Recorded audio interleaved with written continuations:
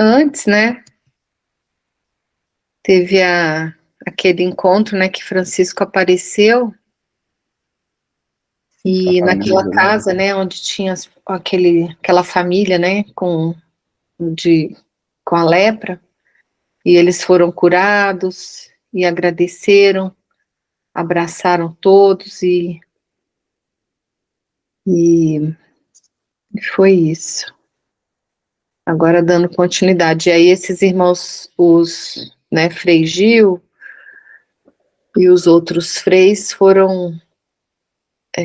seguiram o caminho, né? Que diz que precisam caminhar para cumprir aí a vontade desse nosso Deus, Pai e Mãe.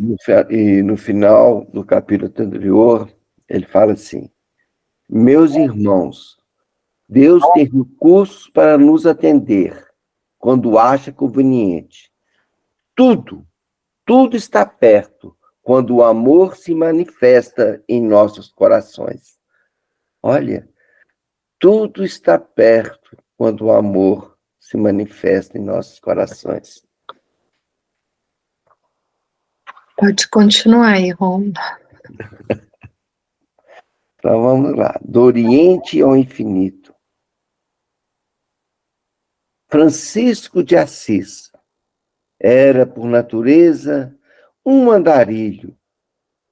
As condições de transporte da época não ofereciam meios de atravessar distâncias enormes em pouco tempo, e o sacrifício do físico exigia o peso de muito esforço. Mesmo assim, a brandura das suas conversações mostrava a todos quanto de amor ele possuía pelo próximo. Desfazia com amabilidade todo o ódio que, porventura, viesse ao seu encontro. Dava mais valor quando uma criatura dominava um instinto inferior do que as maiores conquistas do mundo em guerras fratricidas, mesmo que a justiça da terra marcasse o vencedor com todas as honras. Nunca impunha suas ideias, que sempre eram iluminadas. Passava vivendo-as, esperando que somente Deus o ajudasse, e se elas fossem verdadeiramente certas. O anjo de Assis tinha gestos amenos. Jamais ofendia alguém e nem se ofendia. Igualmente procedendo com contrastes do mundo. Era reto no pensar e no viver, sem a influência de correntes religiosas e políticas, nem a argumentação persuasiva dos príncipes da igreja, como tampouco a dos reis do Oriente, convenciam da necessidade da conquista do Santo Sepulcro. Pai Francisco não ensarilhou armas contra a esbórnia das falsas filosofias espiritualistas, não tentando abater a ignorância pela violência, exemplificou Jesus sem atitudes de imposição. Exemplificou Jesus sem atitudes de imposição. Vivia o amor, para que o amor pudesse ser a vida dos outros. Tanto amava a terra onde nasceu, quanto a pátria dos que pervertiam seu povo, ou que os perseguiam, e por vezes matavam seus discípulos. Se acompanhava o Cristo, dizia ele, tinha de revivê-lo na sua profunda essência da fraternidade absoluta. A terra era o seu lar maior.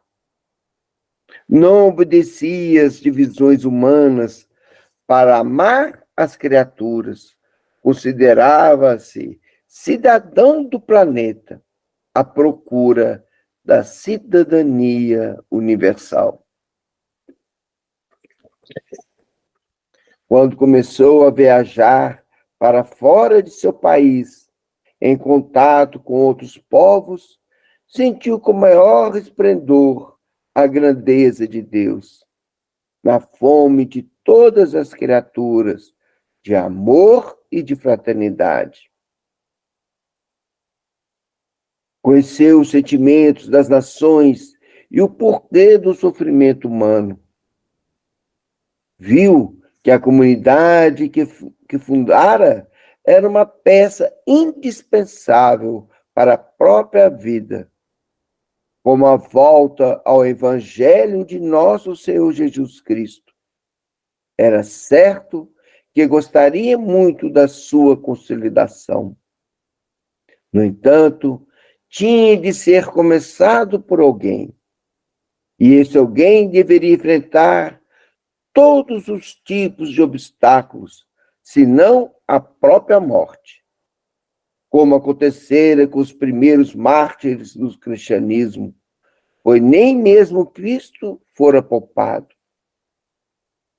Estava declarada a guerra contra os deportadores dos conceitos do Mestre, e sua atitude era avançar. O poder do Espírito jamais será medido pelos homens. Ele começou no Oriente, estendendo-se ao infinito, correndo por todas as linhas do saber e despejando todas as suas experiências no coração. Os fenômenos transcendentais que ocorreram por seu intermédio e no meio deles, ocorreram também no reino dos animais e na natureza, em todos os seus departamentos de vida. Certa feita, estando Francisco de Assis em peregrinação pela cidade de Cúbio, ao norte de Assis, soube que a população daquela região estava em desassossego, pois ali morava nas encostas de determinados penhascos um lobo feroz, que já tinha devorado vários animais e mesmo algumas crianças.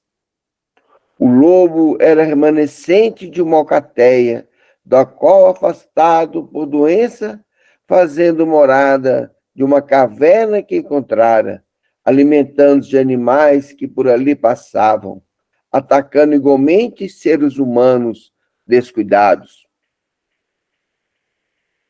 Tantos foram os prejuízos verificados e o pânico espalhado pela região, que a população foi ao seu encontro, para que ele abençoasse aquele lobo e rogasse a Deus que o fizesse desaparecer, para que a paz se restabelecesse.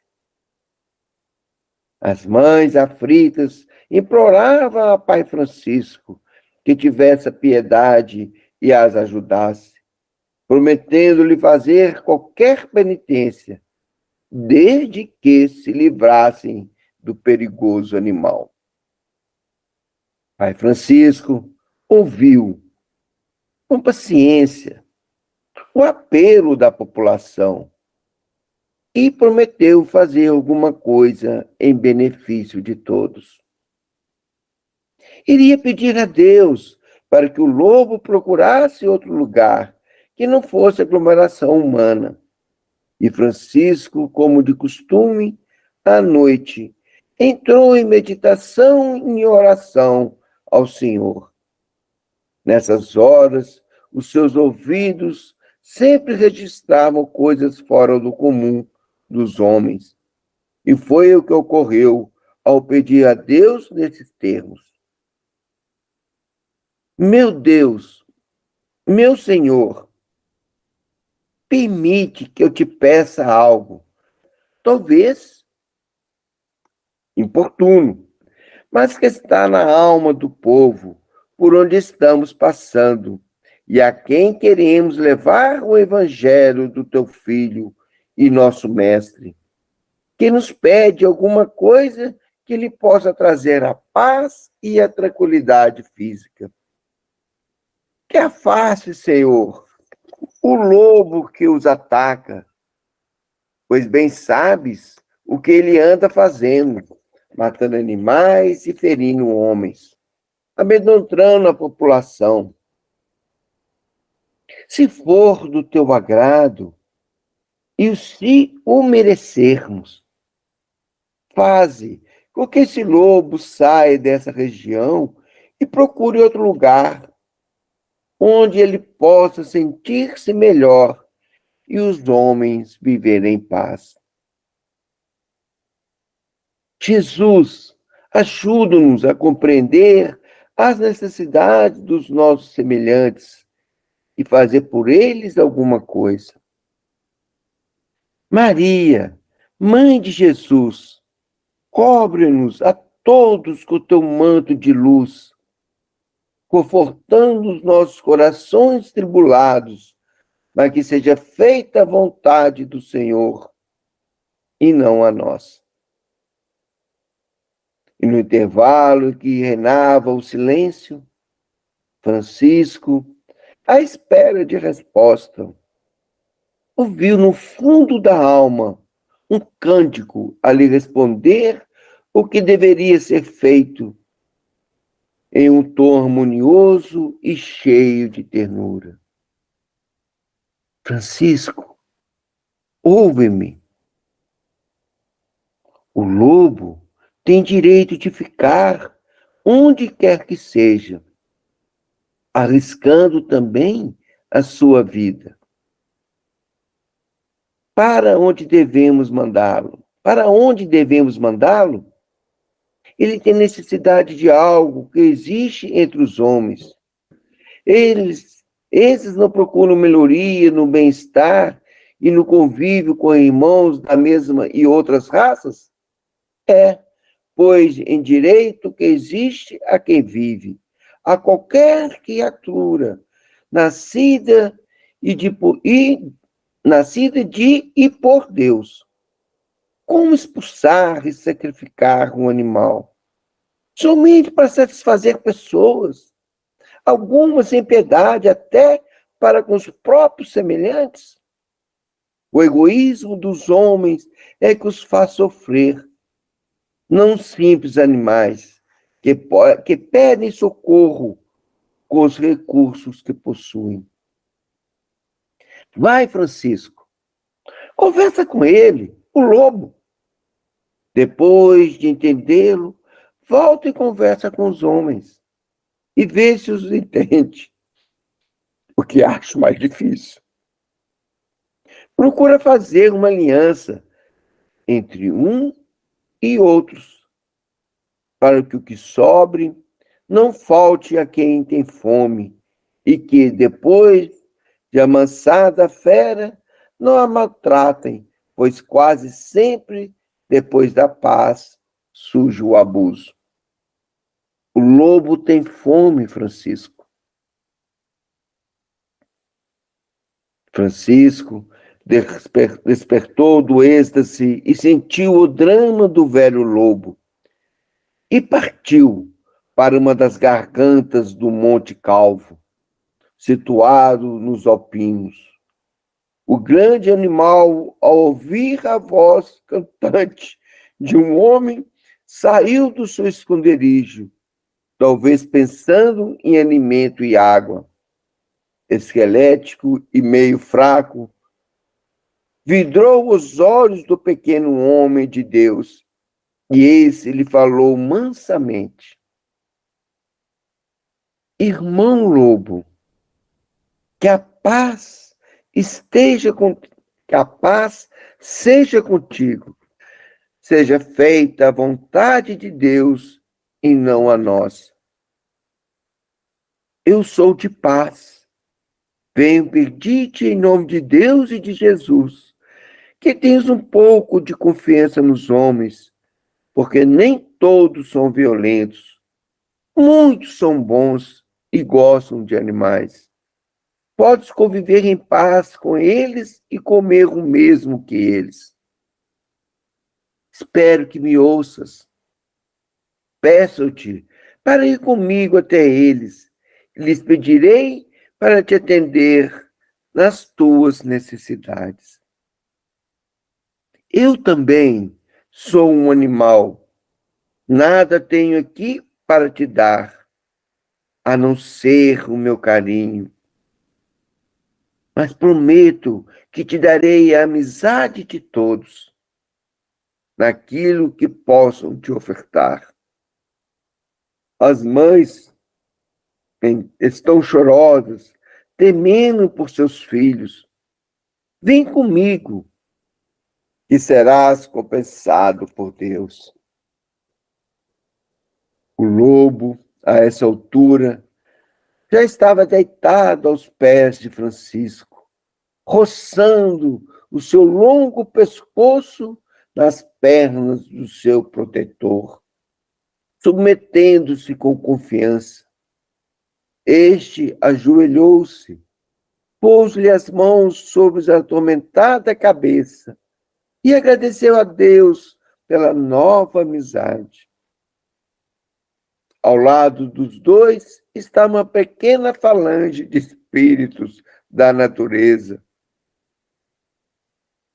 Alguns na forma de animais, festejando aquela aliança no sentido de despertar nos homens o amor para com os animais e, neste, o amor para com aqueles.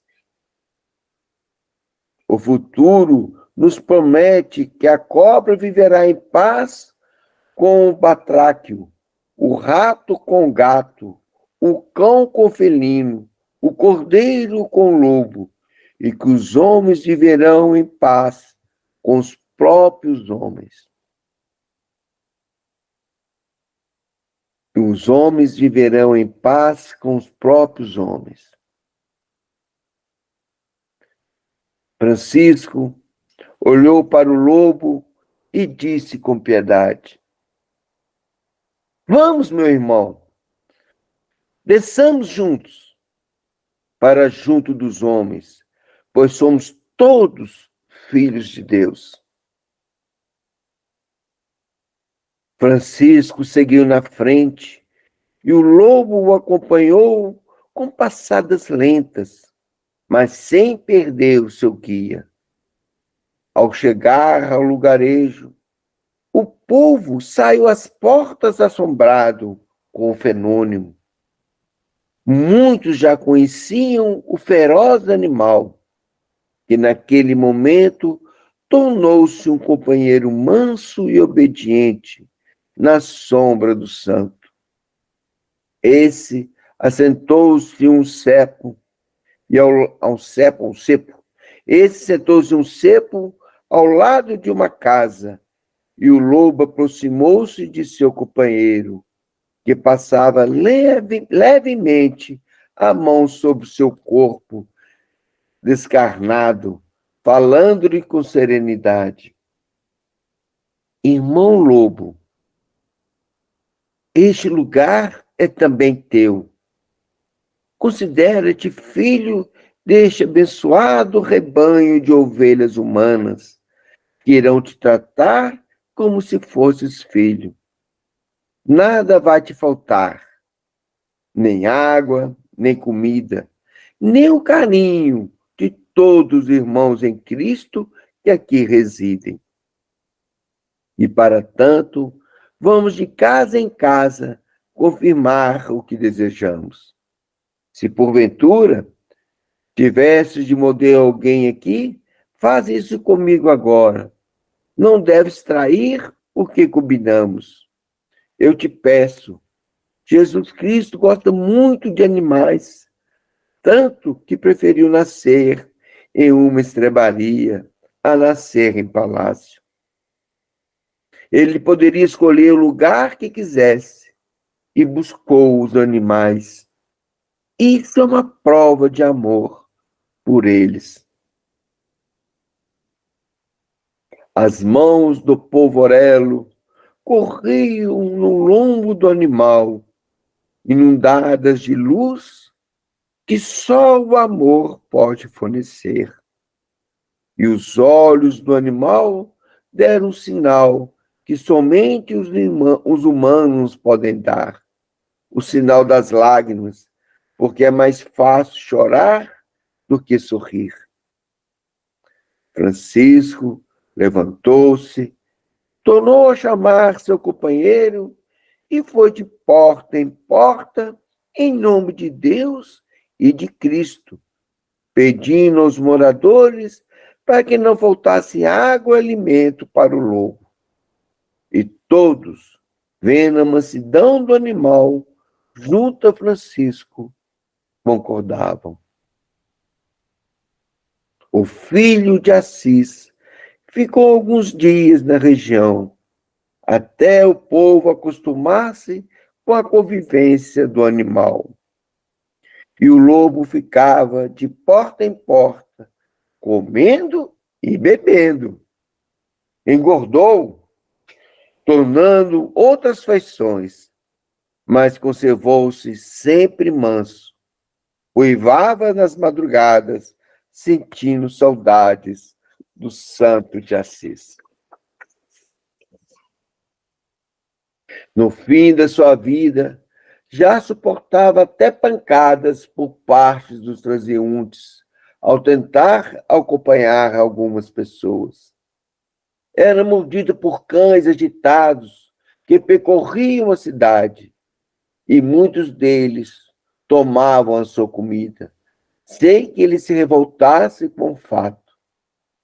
Nunca brigava com seus adversários, e, por fim, já doente, não tinha as forças para andar de casa em casa em busca de alimento.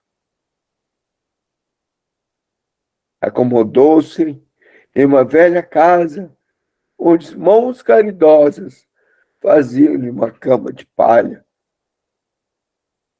que foi seu leito de morte. Muitos moradores levavam para ele o que comer e beber. Em uma madrugada, escutou-se o lobo uivar. Ao ver a sua refina, um frade a convidá-lo para um passeio. Quando fez força para levantar-se, o fez, não com o corpo físico. Levantou-se no outro mundo, em seu duplo etérico, e acompanhou o frade, mostrando pela cauda a alegria que estava sentindo no coração. E desapareceram no infinito os dois filhos de Deus.